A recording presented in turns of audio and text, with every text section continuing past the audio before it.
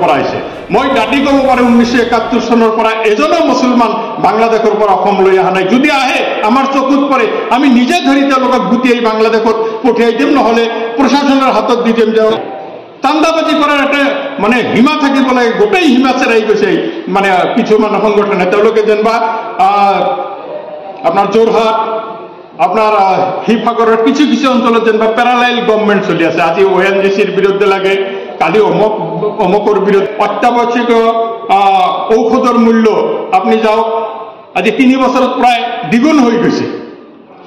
এই গোটেইখিনি বস্তু তল পেলাবলৈ তেওঁ হঠাৎ কৰি এই উচ্ছেদ আনি দিলে, হঠাৎ কৰি বাংলাদেশী ইস্যু আনি দিলে। যিবিলাক ইস্যু আনিলে অসমৰ কিছু মানুহ আৱেগিক হৈ যায়, সেই ইস্যুবোৰতো আনি দি সকলো গীৰ গাই থিৰ গাই মূল্য বৃদ্ধি, নিবনুৱা সমস্যা গোটেই তল পেলাই দিলে অসমৰ মাননীয় মুখ্যমন্ত্ৰী মহোদয়। সেইকাৰণে তেওঁক প্ৰণাম কৰিছে যে তেওঁৰ বুদ্ধি আছে, তেওঁ মহানেতা।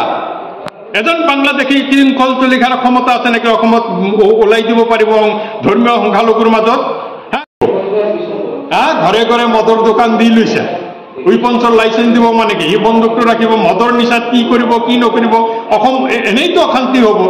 গতিকে এনেকুৱা অশান্তি পৰিৱেশ সৃষ্টি কৰাৰ মূল মানুহজনেই, মূল খলনায়কজনেই হ'ব অসমৰ মুখ্যমন্ত্ৰী ডাঙৰীয়া। গোপীনাথ বৰদলৈ ডাঙৰীয়াৰো নাম আছে, আপোনাৰ নামটো কিভাৱে লিপিবদ্ধ হ'ব?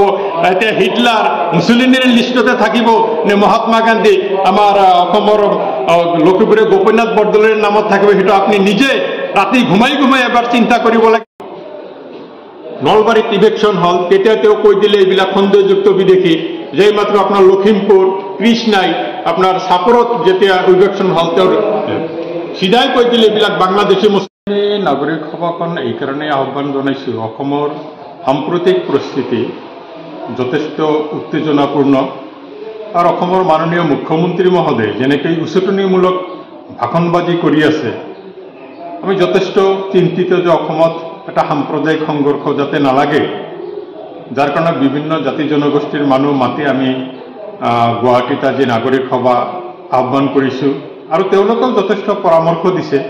আৰু তেওঁ যেনেকৈ উচতাই আছে, আজিৰ সভাৰ জৰিয়তে অসমবাসী ৰাইজক অসম সংখ্যালঘু সংগ্ৰাম পৰিষদৰ পৰা ধন্যবাদ জ্ঞাপন কৰিছোঁ যে তেওঁৰ উচতনিতে অসমত কোনো প্ৰকাৰ মানে হুলস্থুল বা গণ্ডগোল হোৱা নাই। অসমৰ মানুহখিনি যথেষ্ট জ্ঞানী বুদ্ধিয়ক, আৰু তেওঁলোকে বুজি পায় যে সাম্প্ৰদায়িক সংঘৰ্ষৰ পৰা কোনো জাতি জনগোষ্ঠীৰ কোনো লাভ নহয়।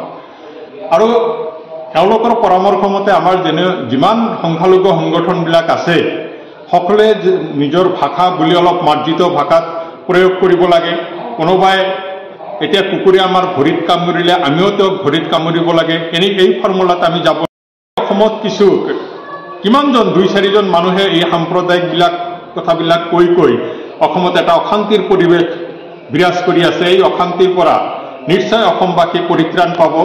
এই উদ্দেশ্য আগত লৈ আজিৰ এই সভাখন আমি অনুষ্ঠিত কৰিছোঁ। আজি যিবিলাক আমি বিশিষ্ট ব্যক্তিক মাতিছোঁ ইয়াতে, মাননীয় ডক্টৰ নৱনীল বৰুৱা মহোদয়তো যথেষ্ট ভাল কথা কৈছে। আমি আকাশ দলেক মাতিছোঁ, আমাৰ ইয়াতে অধ্যাপক দ্বিজেন বৰ্মন ছাৰ আছে, retired professor Abdul Mannan sir আছে। গোটেইখিনিয়ে যিবিলাক পৰামৰ্শ আমাক দিছে, তেওঁলোকৰ পৰামৰ্শবিলাক আমি সন্মুখত ৰাখি আগন্তুক দিনত আগুৱাই যাম বুলি আশা ৰাখিছোঁ। আৰু সেই যাত্ৰাত আমাৰ এই জনগোষ্ঠীটোক আমি যথেষ্ট সাৱলীলভাৱে, যদি আন্দোলনৰ প্ৰয়োজন আছে আমি ভদ্ৰ ভাষাত গণতান্ত্ৰিকভাৱে কৰিম। লাঠি জং লৈ আৰক্ষী প্ৰশাসনক দলিয়াই আমি আন্দোলন কৰিব নালাগে, এইটো আমাৰ কাৰণে যথেষ্ট ক্ষতিকাৰক। যিমান ভাল ভাল পৰামৰ্শ আমাৰ আগত আজি দাঙি ধৰা হৈছে, এই গোটেইখিনি পৰামৰ্শ আমি সন্মুখত ৰাখিহে আগন্তুক দিনত আমাৰ অসমৰ আমি বিভিন্ন জাতি জনগোষ্ঠীৰ কাৰণেই হয়তো চেষ্টা কৰোঁ, কিন্তু বিশেষকৈ বৰ্তমানৰ এই পজিশ্যনত অসমৰ বিশেষকৈ ধৰ্মীয় সংখ্যালঘুখিনিক যথেষ্ট অত্যাচাৰ কৰা হৈছে। ইভেকশ্যন বিভিন্ন জাতি জনগোষ্ঠীৰ হৈছে, কিন্তু আমাৰ মানুহখিনিক ইভেকশ্যনটো লৈ অলপ বেছি প্ৰচাৰ হৈ আছে। মাননীয় মুখ্যমন্ত্ৰীয়েও বেছি প্ৰচাৰ কৰি আছে। আচৰিত লাগে, অসমৰ মুখ্যমন্ত্ৰী ডাঙৰে বিভিন্ন ধৰণৰ কথা কয়। তেওঁ যেতিয়া হাছিলাত উচ্ছেদ হল, তাতে গৈ তেওঁ ক'লে এইবিলাক বংগীয় মূলৰ মুছলমান। মোৰ মনত পৰে তেওঁ এইটোৱেই অলপ ভাল কথা কৈছে তেওঁৰ মুখ্যমন্ত্ৰীত্বৰ কালত, যে এটা সত্য কথা কৈছে তেওঁ, যে হয় বংগীয় মূলৰ মুছলমান শিক। নলবাৰীত ইভেকশ্যন হল, তেতিয়া তেওঁ কৈ দিলে এইবিলাক সন্দেহযুক্ত বিদেশী। যে মাত্ৰ আপোনাৰ লখিমপুৰ কৃষ্ণাই আপোনাৰ চাপৰত যেতিয়া ইভেকশ্যন হল, তেওঁৰ সিধাই কৈ দিলে এইবিলাক বাংলাদেশী মুছলমান। তো বাংলাদেশী মুছলমান তেওঁ এজন মুখ্যমন্ত্ৰী, তো বাংলাদেশী মুছলমান হয়নে নহয় তেওঁ এইবিলাক মানে নিজে মুখ্যমন্ত্ৰী হৈ পোৱাটো একেবাৰে অসাংবিধানিক। তেওঁ ভাৰতৰ সংবিধানৰ শপত খাই যে মুখ্যমন্ত্ৰী হৈছে, সংবিধানক তেওঁ প্ৰত্যেকটো কথাতে অপমান কৰি আছে। আৰু এই অপমান কৰাৰ কাৰণে তেওঁক আমি গৰিহণা জনাইছো অসম সংখ্যালঘু সংগ্ৰাম পৰিষদৰ পৰা, যাতে এনেকেই মানে সংবিধান বিৰোধী কথা এজন মুখ্যমন্ত্ৰীৰ গাদীত বহি তেওঁ যাতে বাৰে বাৰে এইবিলাক গাই নুফুৰে, এই আহ্বান তেওঁৰ প্ৰতি জনাইছো। তেওঁ ইদানিং যিটো খিলঞ্জীয়া ভূমিপুত্ৰক বন্দুক দিব খুজিছে, উইপন্সৰ লাইচেন্স দিব খুজিছে, এইটো যে খুব ভাল লক্ষণ অসমৰ কাৰণে। এইটো কেতিয়াও নহয়। তেওঁ গৃহমন্ত্ৰী হয়, তেওঁলোকৰ কিহৰ নিৰাপত্তাৰ অভাৱ হৈছে? কেতিয়া এই সংখ্যালঘু ধৰ্মীয় সংখ্যালঘু মানুহে তেওঁলোকক অত্যাচাৰ কৰিছে? তেওঁ দুই চাৰিটা প্ৰমাণ দিয়ক যে সংখ্যালঘু এলেকাত এই ধৰ্মগুৰু মানে সংখ্যাগুৰু মানুহখিনি থাকে, তেওঁলোকক অত্যাচাৰ কৰা হয়। তেওঁ এইবিলাক প্ৰপাগাণ্ডা কৰি অসমত এটা অস্থিৰতাৰ পৰিৱেশ সৃষ্টি কৰিব খুজিছে। আমি আশা কৰিছোঁ অসম সংখ্যালঘু সংগ্ৰাম পৰিষদৰ পৰা এইটো আশা ৰাখোঁ আৰু আমি দাবী জনাওঁ, আমি সেই পথে কাম কৰিম যে অসমত কোনো প্ৰকাৰ উত্তেজনাৰ সৃষ্টি নহ'ব আৰু এই উত্তেজনাৰ পৰা আমি হাম কৰিব পাৰিম। এই যে কৈছিলোঁ যে তেওঁ ঘৰে ঘৰে মদৰ দোকান দি লৈছে, উইপন্সৰ লাইচেন্স দিব মানে কি? সি বন্দুকটো ৰাখিব, মদৰ নিচাত কি কৰিব কি নকৰিব? অসম এনেইতো অশান্তি হ'ব। গতিকে এনেকুৱা অশান্ত পৰিৱেশ সৃষ্টি কৰাৰ মূল মানুহজনেই, মূল খলনায়কজনেই হ'ব অসমৰ মুখ্যমন্ত্ৰী ডাঙৰীয়া। হয়, হিটলাৰৰ নাম আছে, মুছলিনীৰ নাম আছে, তেনেকে মহাত্মা গান্ধীৰ নাম আছে, আপোনাৰ নামটো আছে, গোপীনাথ বৰদলৈ ডাঙৰীয়াৰ নাম আছে। আপোনাৰ নামটো কিভাৱে লিপিবদ্ধ হ'ব? এতিয়া হিটলাৰ মুছলিনীৰ লিষ্টতে থাকিব নে মহাত্মা গান্ধী আমাৰ অসমৰ লখিমপুৰে গোপীনাথ বৰদলৈৰ নামত থাকিব? সেইটো আপুনি নিজে ৰাতি ঘুমাই ঘুমাই এবাৰ চিন্তা কৰিব লাগিব যে এই মোৰ নামটো কোন লিষ্টত থাকিব।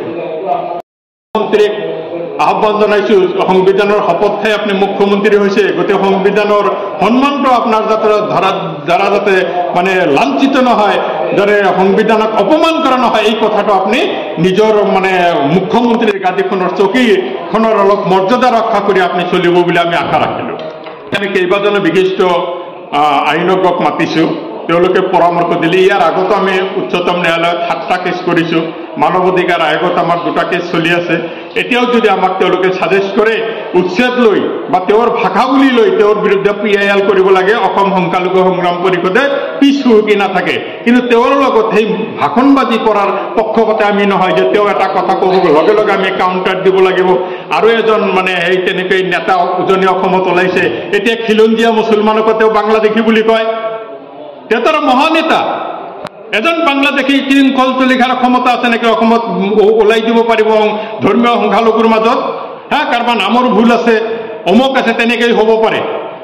তেওঁলোকে গোটেইখিনি কথাই জানে। 1949 চনত মানে মাননীয় মুখ্যমন্ত্ৰী এজনে কৈ দিলে যে 12% মুছলমান আছিল, এতিয়া বোলে 40% হৈছে। তেওঁ মানে হৰপ জান নেকি যে গোটেইখিনি কথা জানে?